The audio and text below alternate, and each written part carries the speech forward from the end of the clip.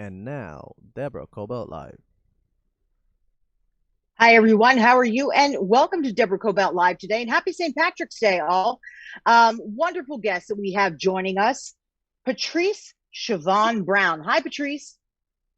Hi, I love your background. It's so pretty. I love it. It's just beautiful. It just makes you shine, I have to tell you. thank you. I love your green. Well, for St. Patrick's Day, right? I'm like, oh my gosh, I have to like Right. dig in. I have like one green outfit and a green pair of earrings. So I dug them out. So here we are. Anyway, Patrice Shavone Brown, you wrote this terrific book, A Fat Girl's Confidence. I'm fat. So what? I mean, what a great book. I remember when this arrived in the mail, I pulled it out of the box because I sort of forgot for a minute that I was interviewing you. And I'm like, is somebody trying to tell me something? It was like very funny. And my kids were laughing. And I thought, oh, that's right. We're talking about this today. This is an important book, I have to tell you. So thanks for writing it. Thank you. Patrice, why did you write this book? Tell me a little bit about what it's about, and then let's go into why you decided to write it. Okay. Well, the book is pretty much inspiration for women. I'm going to say of all sizes, but specifically for people that are plus size. If you've ever had a weight issue, been bullied, ever felt or had low self-esteem, you looked in the mirror and what you seen in the mirror was ugly, this book is for you. It's pretty much a guide, a 7-day guide, again, for women, to pretty much find like self-love and build confidence and self-esteem. And when I pretty much wrote this book, it was just to simply inspire and motivate and just make a pledge not only to myself that I was going to do better as far as with loving me and accepting who I am, and not like listen to what the world would say that is acceptable as far as women and looks and sizes. Because when you looked on social media or on TV, you see all these different women, smaller women, and they're promoted constantly. So I'm larger. I've always been. I felt like this is something that's needed, so I started to write. You know, you mentioned plus size. What is plus size anyway? I remember saying to somebody, we went shopping one day and I was looking at size eights. And then I looked at a six. And then I'm thinking, then I looked at a 10. I mean, it's just all over the place, right? Is it a six? Is it an eight? Is it a 20? Because nowadays she's over in the zeros. And I'm thinking, wow, I must be enormous to this girl. And I'm not big at all, right? It's crazy. Right. Well, the size to me, it pretty much is everywhere. When I think about plus size, I'm going to say size 14, 16, and above. But for other people across the world, it could be size 8, I mean, size you 10. you ought to live in LA where a size two is probably considered a plus size. You have no idea. And it's like, why even Ooh, bother? Right.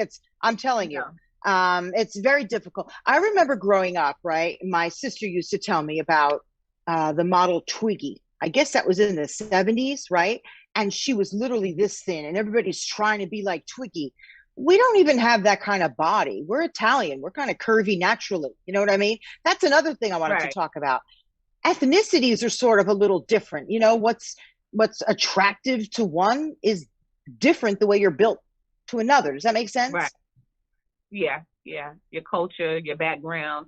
I might be beautiful to someone else, but to someone else, I might not be as beautiful, you know? Yeah. So, Yeah. But doesn't that kind of kill you? Plus size, right? Has there been a line drawn in the sand about that? for me, when I think about it, plus size, it has been a line. There's been so many different lines. To me, we can't decide what is plus size. But for me, I'm going to say at least size 16 and above, 14, 16 above. When some people hear the word plus size, they think about obesity. That's another word that people are scared to say. And fat. That's why I said a fat girl's confidence, because some people are scared to say the word. And for me, I felt like if you're conditioned to hear the word fat, when you hear it, you won't be offended. You won't be as offended if you were walking down the street and you heard the word fat and you started feeling insecure or drawing up. But if you heard it several times, you're used to it. But now people using the word plus size, fluffy, they've come up with so many different things to sort of kind of celebrate who we are. If you're bigger than a size 8, size 2, size 4, people are celebrating now. It's not to me, I think today is not as hard as it was back then. You know, look at the Grammys. I love watching the Grammys because you have women in particular of all sizes. And boy, if they aren't looking gorgeous, right? I think they're They owning do. it. Yeah. Tell me, For me, go ahead. For me, Lizzo, I think she's one of those that owns it a lot. Yeah. She pretty much represents a lot. I'm trying to think of somebody else that's owning it right now. When we think about the different sizes and different cultures, I'm gonna say Meg the Stallion. She did pretty good. I think she wouldn't fit into that category as to being a size 2, or it's other women out here that's not starving themselves to fit in certain categories. Well, you know what's incredible? The word obese. I mean, a lot of people are obese and they sure don't look it because it's just a little bit out of your zone where you're supposed to be, what you're supposed to weigh, right? A lot of us would be Right. considered obese on that scale. You know what I'm saying?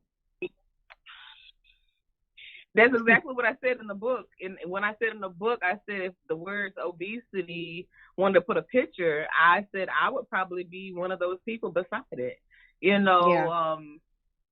But for my culture and my background and my family, my size is sort of kind of acceptable. When I look at other people, it's, sort of kind of out there. But obesity is something that has to be talked about. Yeah. I feel like if you're a person that has health issues, and I talk about this too in the book, if you have health issues, I have never once said don't lose the weight. If you have health issues that have been caused by obesity, do what you have to do to support you. I never once said, don't go out here and lose weight. What I'm saying is it takes confidence. You have to build yourself up if you want to get better. Find self-love first, look in the mirror and start liking who you are. Start accepting that. And then if you want to lose weight, plan on doing that. Do all the different things that you want to do, but take baby steps first. So if obesity is one of your issues, do something about it. Tell me about your background when you were a little kid. If you were a big girl then, were kids making fun? I mean, what was it like? Well, for me, I've always had weight struggles, but it wasn't like I would go to school and people would call me fat or picking on me. Like, my nickname for my family is called Big Bally or Fat Cat. Like, my granddad gave me that. But I feel like it was sort of kind of a way to prepare me for going to school in case somebody did call me, fat or try to make me feel some type of way. I felt like he was sort of kind of conditioning me then. But I feel like at the age maybe 10 is when I started seeing a difference in me and my size and slowing up, running and stuff. 10 or 11, I'm eating a lot of cake because my granddad, he loves cake, he loves bread. My grandma, she's always cooking, and being with them, you're going to pick up somewhere, you're going to pick up some bad habits. And I feel like a lot of my eating habits came from being with my grandma and grandpa. Look, I get it. I get it. I come from an Italian background. And I mentioned this last week, in fact, because I had a woman on who wrote a book about intermittent fasting. And I swear to God, I was like 3 years old. And it was a badge of honor, the more raviolis I could eat. So I get it. It's like, it was sort of ingrained in our culture. Like, well, look at her, that little thing. She can eat as much as she wants. It's like, no, not so good. So I get it. It's very cultural, right. Not just what we eat and how much we eat, but also the way our bodies are shaped a little bit, right? I really feel that right. way. So let's talk about. I remember. Go ahead. No, go ahead. Okay. Well, I remember one time because you were talking about like our background, and I remember one time my granddad did, because my cousin, she's way smaller than me. I was bigger. My granddad told her that she can eat as much as she wants, but then he looked at me and said, "You're gonna have to pick and choose what you eat. You're a little bit on the stubby side." So I can remember that time coming from childhood, but he was the same person that was feeding me extra sweets and all this other stuff, Well, did that make you feel bad? Because I remember once I wore this outfit, and I know my dad didn't mean to make me feel bad, but he goes, "That looks so beautiful on you.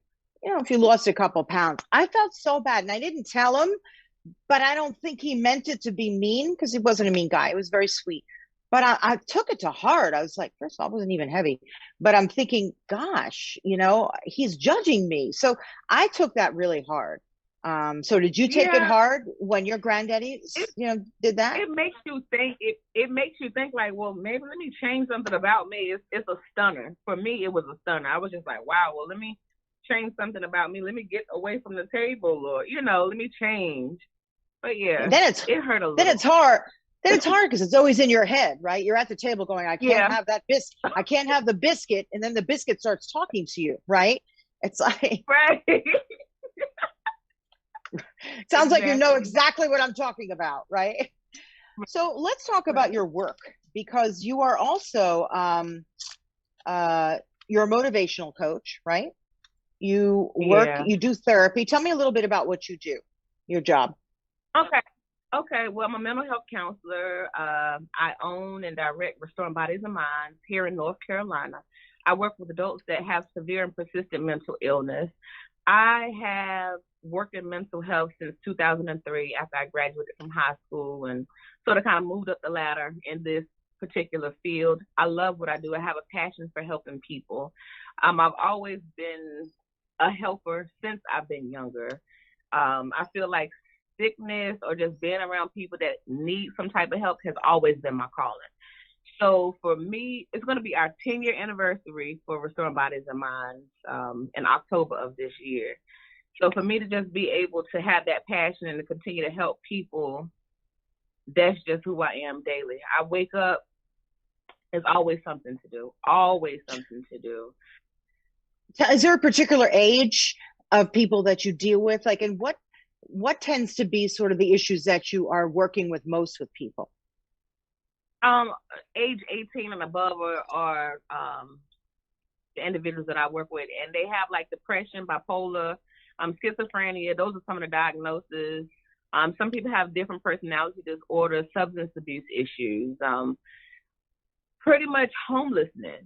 If you need parenting skills, those are the different, individuals that come and restore bodies and minds and need help.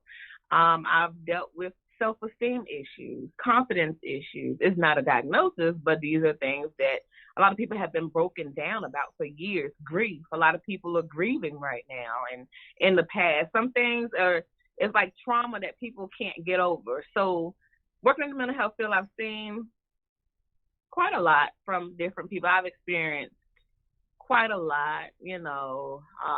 Look, mental health is the root of so much, right? It's the root of our homelessness. It's out of control here in Los Angeles. I don't blame the people that are on the streets. I blame the situation that they got lost somewhere in the cracks, right? They needed help, Right. and they didn't know where to find it. They ended up very often abusing drugs. And then they end up on the streets because they can't keep a job. They don't have any money. It's very, very difficult. What do you think is driving this at such a rate in our society? Is it because we're going too fast? Is it because it's hard for people to keep up? What do you think? Well, like the question that you asked me, childhood. When we suffer with so many different traumas as a child, that can affect us in our adult life. I feel like those are number one factors for a lot of the pain and hurt that people go through. Other factors is just addiction, habits that we pick up along the way. And not having those resources or those supports to help pull us out or pull us through the different struggles and traumas that we go through. So that's just my analysis on it. Some people, we can help some, but we can't help all. Of course. Yeah. Yeah. But I love that this is your passion. I'm guessing this has been your passion since you were a young person, right? And by young, I mean like a teenager. You're probably thinking, this is what I'm born to do. I'm born to help other people, right? It was my uncle. He had a group home, and I sort of kind of went over and helped him. Oh, and sort of, yeah, just going in and just watching and observing. So that was sort of kind of what got me into the helping profession. At first, I wanted to be a nurse, but once I actually did the work of a nurse, I said, no, they can have that. I don't think that's my calling right there. So I sort of kind of switched. So No, I get that. But it also, I'm guessing, this got you to thinking about people who are overweight, people who have a lack of confidence because they're overweight, which obviously led you to this book. What led to this? okay, since you said that, I do have not only is it me that suffers with being overweight, but I have other women that are part of my program that suffer with obesity, that suffer with weight issues. And it's sort of kind of like we came together as a group, and they've had to build up on self-esteem. They have had to build up on their confidence. So many people have been broken down by other people. You wouldn't believe it, but it's believable. So me writing Oh, I that book, believe it. It was sort of kind of making a pledge, not only with the ladies that I had already been around, but it was like, okay, if I'm going through this, if she's been through that, and I got to thinking, I said, well, let me write this book. It's some other people out here in the world that's going through weight issues, that's been broken, that's been, talked about not only with family members, but in relationships with guys. And, it's different things. I've had one of the members to like tell me where her boyfriend said he wasn't happy with her weight, or when she tried to put on something sexy. So those were discussions that we would have. So I said, well, let me write this pledge out, and I said, and you guys do it too. And when you write this pledge out, I want you to be boosting your self-esteem. Tell yourself what's good about you. Tell yourself what you're going to change about you within the next 5 years. I want you to feel pretty. I want you to wake up and be beautiful. Do some things that's going to make you happy. So that's what the book is all about. It's just 7 days of working on you and forgetting about everybody else and forgetting about what everybody else has said, or even that hurt and shame and embarrassment that you felt. That's what the book is simply about. Mm-hmm. So you say 7 days. So you want to walk us through what some of those are? You don't have to do all of them, but I like, day one, love me. I know that's a hard one because a lot of people are thinking, what does that mean? That's a tough one. Just starting out, love me, like I might like me, but nobody else likes it. How do you get people through that one? And the whole thing, I am enough. I'm happy with me. They all sort of work together, right? Day 4, I'm fat and happy. Like, how do you get to that progression with people? Loving you, basically looking in that mirror and telling yourself that you're worthy, telling yourself that you are enough. Just simply building on who you are. Anything that you did not like about yourself, it's time to cancel that out. And it's time to start building up on what you see as a flaw, making that flaw into something positive and making that into something that you celebrate instead of hating. Like, for instance, if I looked in the mirror and I said that my stomach was big, I'm going to ignore that. I'm going to find different ways of just celebrating. If it's working out, or if it calls for me to buy a shirt that sort of kind of conceals it, that's what I'm going to do. I just simply want to focus on all the good things about me. And even if it is a flaw, I'm going to focus on what's going to make it better. So the part about I am enough, go ahead. No, I was going to say that goes back to your pledge, right? This pledge, but go ahead about I am enough. That's part of the pledge. Go ahead. Yeah, I am enough. Just pretty much accepting who you are. Although you're looking at all these perfect people, these beautiful people, think of yourself as being perfect and beautiful too. You're top notch just as well as anybody else. It's time to add value to yourself. And as you add value to yourself, make that pledge to yourself that you're never going to let anybody else put you down or make you feel some type of way. Always think of yourself as high value, just like other people do. So accepting who you are and just telling yourself that you are enough. Does it really help people to put it down in writing? Like you say, pen them down, your thoughts. I think it does help her, because then do you counsel people to just go back and reread all that every day? Like, because I'm trying to figure, how do you get somebody's mind to shift so that they feel that they're enough, and then they start working on themselves? It's hard for me too. It's hard for everybody, I think.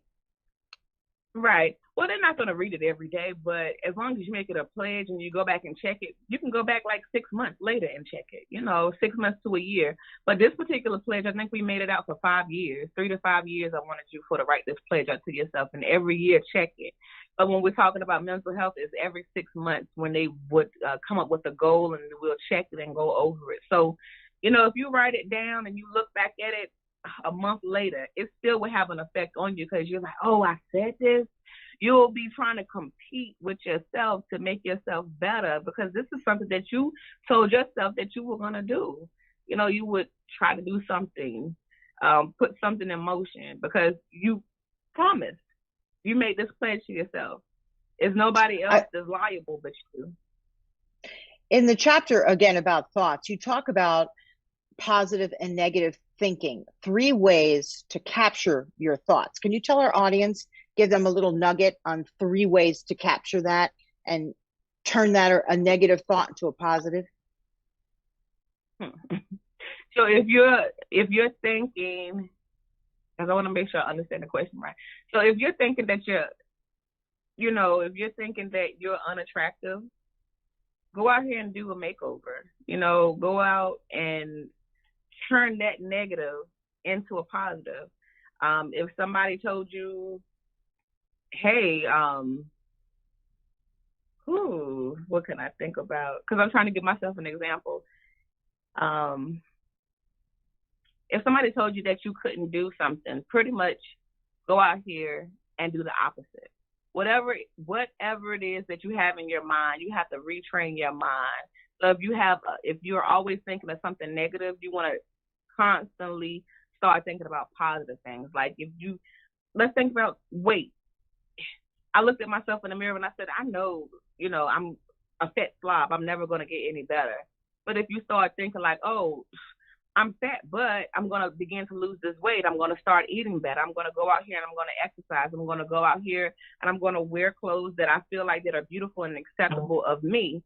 I'm going to do different things in which I feel as though it's going to bring me out. It's going to make me feel happy. I'm going to start to think and be around different people that are going to encourage me for change because this is what I want. So just change your thinking pattern. If you think negative, if you're around negativity, change all that and just start working and putting things in motion, to make your life better or yourself. I think I answered your question. No, you did, because to me, I always think, and I think of myself a lot when I ask people questions. Sometimes it's hard to get started. I had a couple of surgeries, so I was down for a bit. I couldn't work out the way I usually did, and it did a number on me between that and COVID. And I was just walking quite a bit today, and I thought, gosh, I've got a ways to go to get back to where I was. I was feeling a little deflated, a little defeated, and then I just had to snap myself out of it and say, look, you're walking. So I had to turn that negative into a positive. It's like, look, Deborah, you're walking. So yes, you did give me an answer, because I find it hard sometimes to start. And then once you start, you can keep building on that. You know what I mean? Right. And that's exactly what I mean also. Just start, do it in baby steps.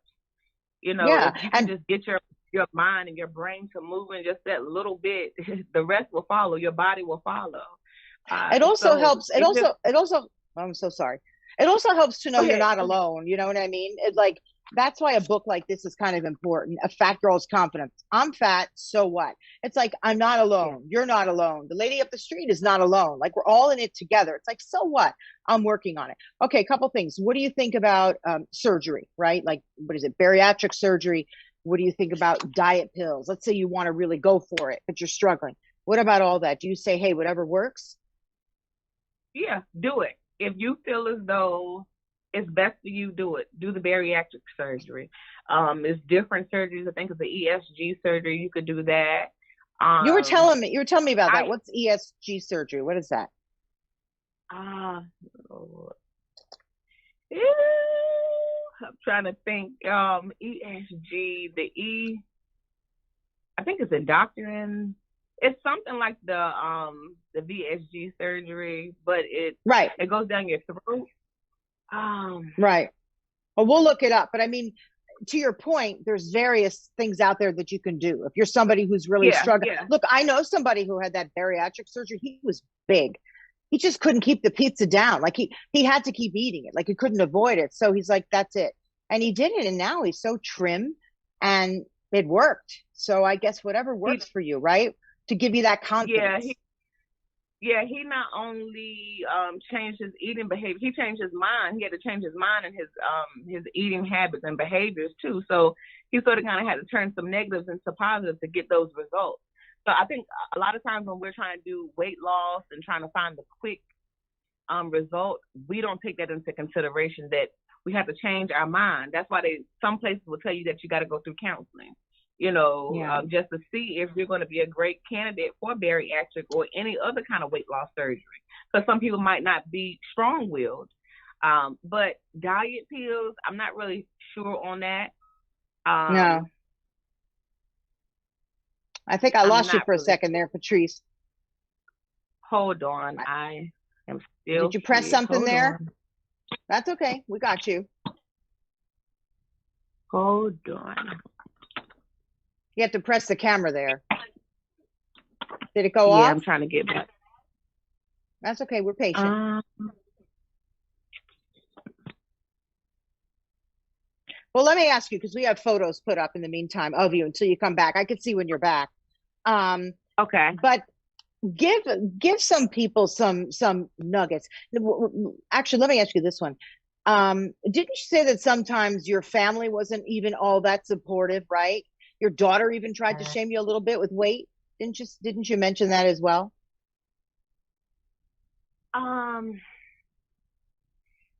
Yeah, I did tell you that.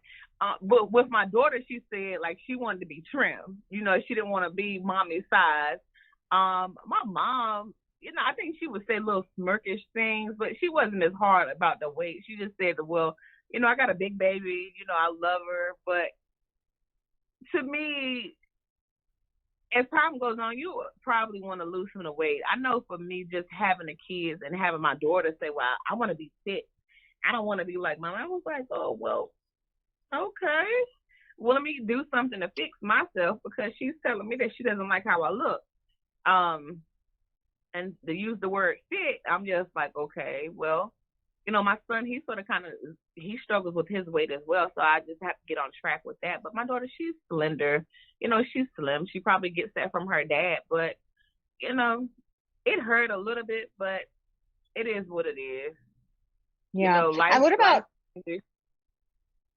what about health? Because obviously, we all need to be healthy, and often, and you were telling me your numbers are fine, right? Like you might have a couple pounds on you, you said, but your numbers are excellent. Isn't that true? So just because you have a couple pounds.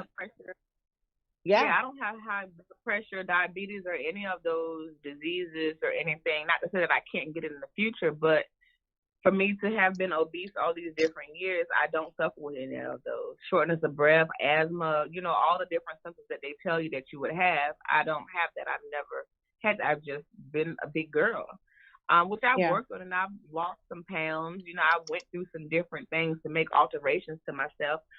One of the things that I did do was get my breasts reduced, because I had huge boobs, and just having that weight gone, it is so much more better. So it made you feel better. Taking my decision, yeah, it did. It released a lot of pressure off of my back. So that's what I say. I'm never telling people not to lose weight in this book. What I'm saying is begin to love who you are first. Gain some of that confidence, motivation, and then whatever moves it is that you want to make or plans, do that. Because because you can't. Right, because you can't do it because social media is telling you need to be thinner. You got to love yourself and then say, you know what, I'm ready to work on myself now, and that is very important. And that's what you go through in detail in this book. I want everybody to pick it up.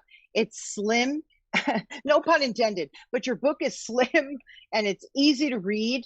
And what I like is I like to finger through a book, and I like to look at, day 7. What should I be doing on day 7? So it's an easy one to follow.